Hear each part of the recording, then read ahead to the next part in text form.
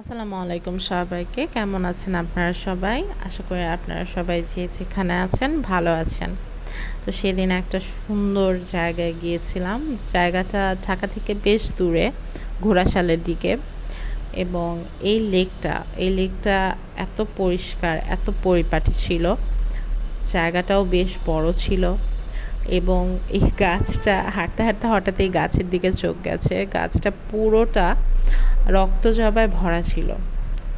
ফুলগুলো দেখতে এত ভালো লাগছিল কি বলবো। এই ঝর্ণাটাও অনেক সুন্দর ছিল। ঝর্ণাটাই মূলত এই জায়গার প্রধান আকর্ষণ ছিল। আমার ওই জায়গাটা ঘুরতে ঘুরতে হঠাৎ একটা ছবি আমার ইমাজিনেশনে আসে, সেটাই আমি আজকে আপনাদের দেখাচ্ছি। এই যে ফিনিশিংগুলো খুবই কাছ থেকে দেখাচ্ছি। আপনাদের যদি পছন্দ হয়ে থাকে আপনারা অর্ডার করতে পারেন।